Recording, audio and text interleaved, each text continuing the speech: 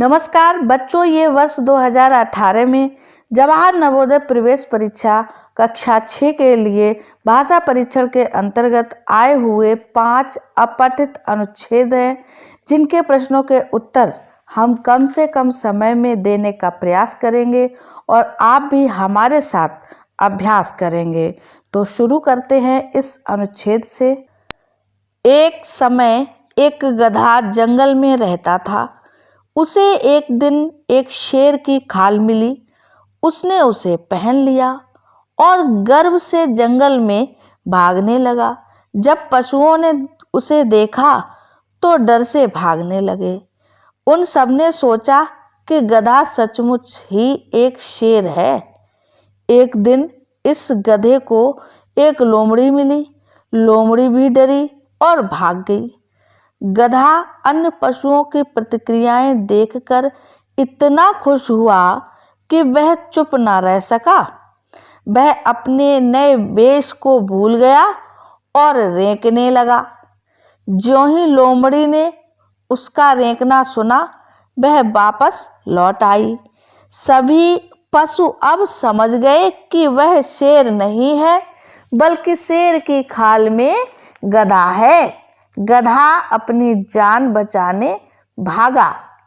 अब इस अनुच्छेद से संबंधित ये प्रश्न है, इनके उत्तर देखते हैं। गधा कहाँ रहता था?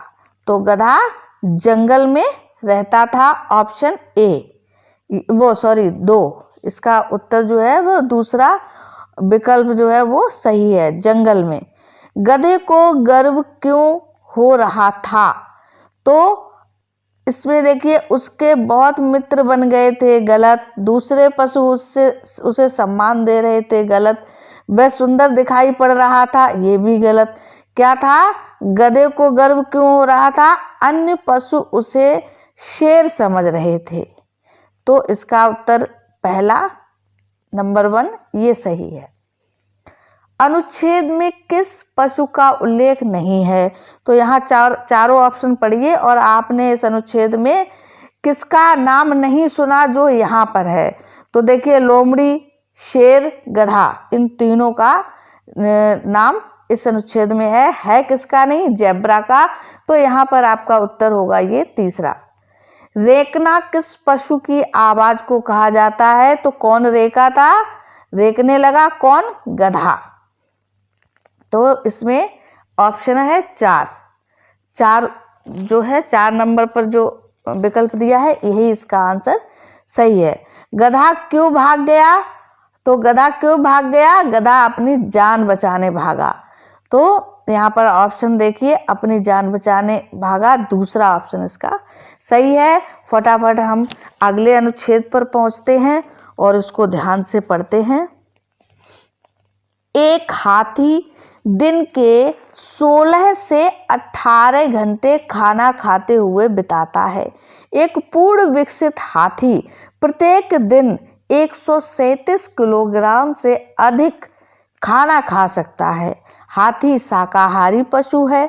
वे पत्तियां, कोमल डंठल, जंगली झाड़ियों और पेड़ों के फलों को खा जाते हैं।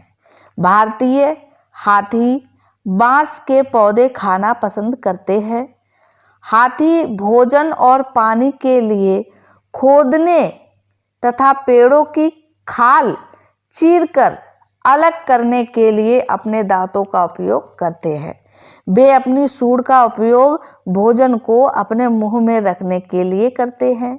हाथी किसी पेड़ को इतना झुका सकता है कि उसका बच्चा उसकी पत्तियां खा सके। एक वयस्क हाथी, वयस्क मतलब जवान हाथी, एक दिन में 18 से 26 गैलन पानी पी सकता है। हाथी प्रायः किसानों की फसलें बर्बाद कर देते हैं। उन्हें गन्ने खाना पसंद है, इसलिए किसानों को खेतों की रक्षा करनी पड़ती है। जब किसान हाथियों को देखते हैं तो जोर जोर से बहुत शोर करते हैं। कभी तो वे भाग जाते हैं, पर प्रायः वे कोई चिंता नहीं करते। वे खेतों में आ जाते हैं और गन्ने उखाड़ते हैं।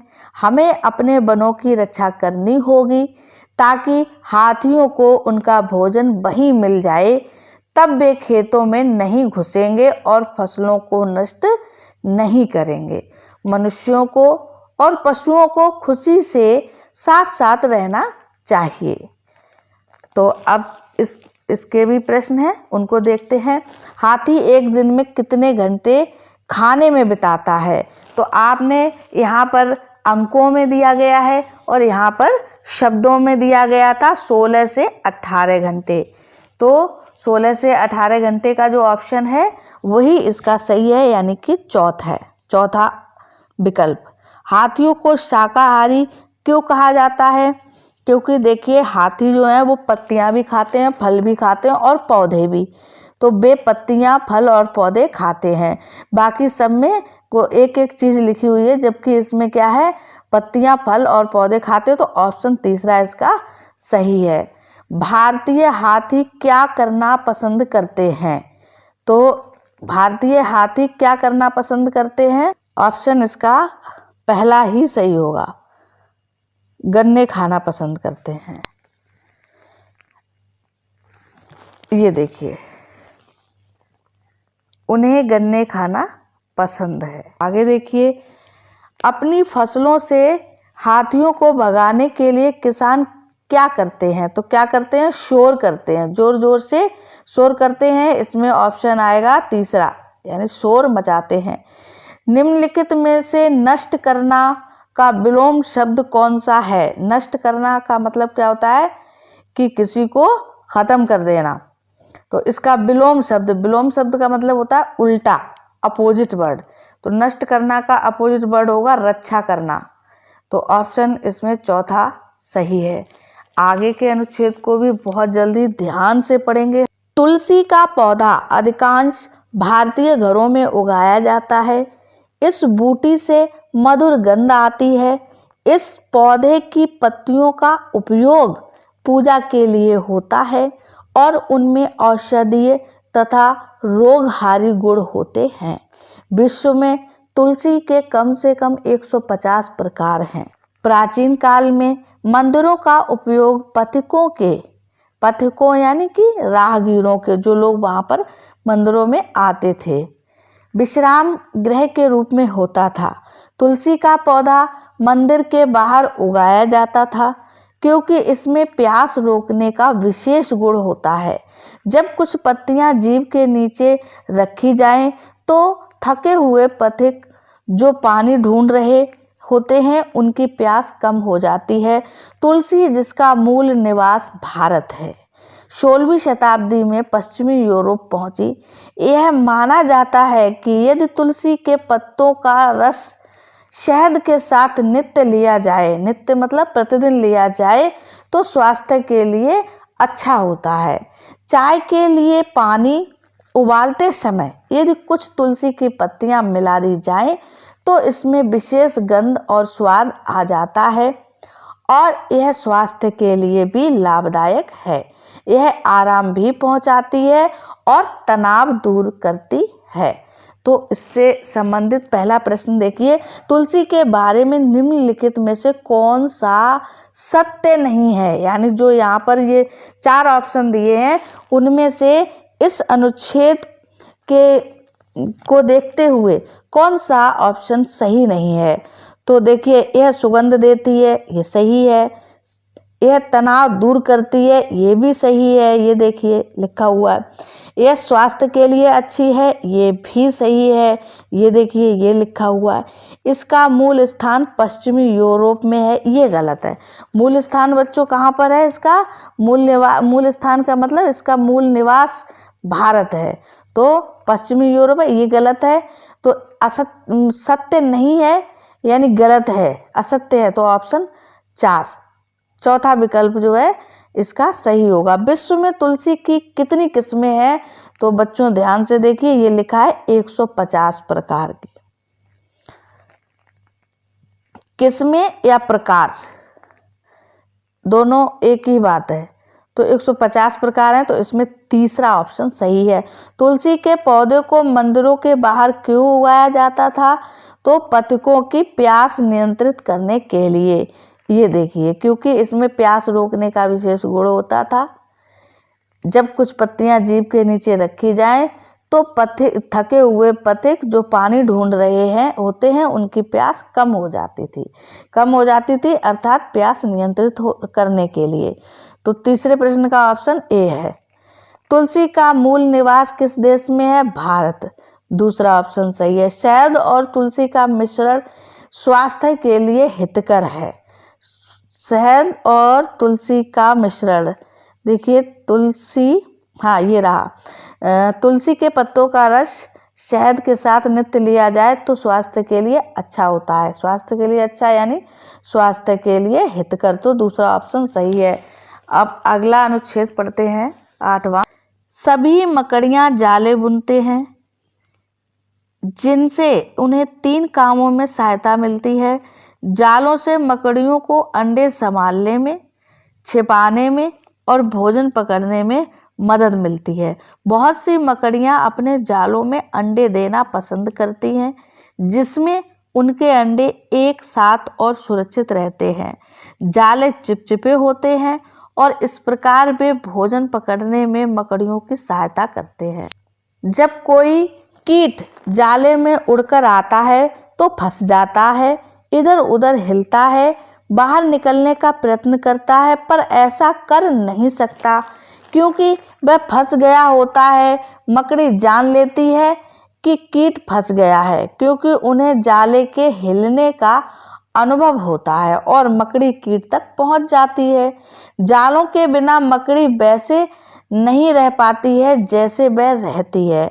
मकड़ियों को जीवित रहने के लिए जाले चाहिए, किंतु यदि आपको अपने घर में जाले न मिले तो इसका यह अर्थ नहीं है कि आपका घर मकड़ियों से मुक्त है। चलिए इसके भी प्रश्न देखते हैं। यह अनुच्छेद मुख्य रूप से किसके बारे में है? तो मकड़ी के जाले के बारे में है। ऑप्शन इसका दूसरा सही है। मकड़ी के जाले सहायक नहीं होते हैं, मतलब मकड़ी के जाले जो है वो मकड़ी के लिए सहायक नहीं होते। किस में नहीं होते हैं? अंडों को थामने में, ये तो होते हैं थामने में। भोजन को पकड़ने में भी सहायक है, अंडों को बचाने में भी है, कीटों को डराने में, यानी मकड़ी के जाले से जो कीट होते हैं, कीड़े मकोड़े होते हैं, वो डरते नहीं हैं। तो ये ऑप्शन इसका सही रहेगा, चौथा। मकड़ियां जैसे जान लेती हैं कि उनके जाले में शिकार फंस गया है, मकड़ियां कैसे जान लेती हैं कि उनके जाले में शिकार फंस गया है? तो वे अनुभव कर लेती हैं, है ना। ये वे उसे सुनती हैं, उसे सूंघती हैं, ये गलत है। जब वो हिलता है जाले, उन्हें जाले के हिलने का अनुभव होता है ना। जब कीड़ा जो है ना वो हिलता डुलता है, निकलने का प्रयास करता है, तो मकड़ियों को उनके निकलने का अनुभव हो जाता है जाले के हिलने का। तो इसमें ऑप्शन तीसरा सही रहेगा, तीसरे प्रश्न का। इसका तीसरे का ऑप्शन ये तीसरा सही है। चौथा देखते हैं। घर में मकड़ी का जाला न मिलने का यह अर्थ नहीं है क्या कि मकड़ी है ही नहीं घर में। ये रहा, आपका घर मकड़ियों से मुक्त है। मुक्त का मतलब घर में मकड़ी एक भी है ही नहीं, ऐसा नहीं है। तो यहाँ जीवित रहने का अर्थ क्या है? जीना। ऑप्शन 4 सही है। अब अंतिम अनुच्छेद है 2018 का, तो इसको भी पढ़ते हैं। जब फास्ट फूड खाने की बात हो तो बच्चे ललचाते हैं। इसे बनाने में कम समय लगता है और बाजारों में भी यह सरलता से मिल जाता है। बच्चे फल, सूप या अंकुरित वस्तुएं खाने के बदले फास्ट फूड खाना पसंद करते हैं। नूडल, बर्गर और पिज्ज़ा की बड़ी मांग है। यद्यपि ये बनाने में बड़े आसान हैं, फिर भी ये हमारे लिए हानिकारक हैं। इनमें हमारे शरीर के लिए अच्छी पोषण उपयोगिता नहीं होती है। बहुत से शोधकर्ताओं ने सिद्ध किया है कि इन खाद्य पदार्थों का उपयोग स्वास्थ्य के लिए अच्छा नहीं है। इन्हें तेल में तलकर पकाया जाता है जो स्वास्थ्य पर बुरा प्रभाव डाल सकता है। इससे हम मोटे हो सकते हैं। मोटापे से मधुमेह और उच्च रक्तचाप हो सकते हैं। जो बच्चे अधिक फास्ट फूड खाते हैं उन्हें जीवन शैली से जुड़ी बीमारियां हो सकती हैं, जैसे मधुमेह और उच्च रक्तचाप। उनका विकास उन बच्चों की अपेक्षा अधिक प्रभावित होगा जो पौष्टिक भोजन करते हैं। लोग पश्चिमी सभ्यता का अनुकरण कर रहे हैं मतलब उसकी नकल कर रहे हैं और घर पर बने खाने के स्थान पर फास्ट फूड को वरीयता दे रहे हैं। यह पश्चिमी सभ्यता को अपनाने के गंभीर दुष्प्रभावों में से एक है। तो अब हम इसके प्रश्नों को देखते हैं और जो उत्तर विकल्प के रूप में दिए हैं उनको देखते हैं। फास्ट फूड किसी के स्वास्थ्य को प्रभावित कैसे कर सकता है? तो जीवन शैली में बदलाव लाकर, मोटापे का कारण बनकर, हमें अच्छा स्वास्थ्य देकर, पश्चिमी सभ्यता को प्रोत्साहन देकर नहीं। ऑप्शन होगा मोटापे का कारण बनकर, यानी स्वास्थ्य को प्रभावित करने वाली बात है। तो अगर कोई ज़्यादा मोटा हो जाता है तो उससे क्या होता है? स्वास्थ्य प्रभावित होता है। ये लिखा है, देखिए, है ना। मोटापे से मधुमेह और उच्च रक्तचाप होता है। हमें फास्ट फूड संस्कृति को क्यों बढ़ावा नहीं देना चाहिए? तो क्यों नहीं देना चाहिए? क्योंकि इससे क्या होता है? यह हमारे स्वास्थ्य पर बुरा प्रभाव डालता है।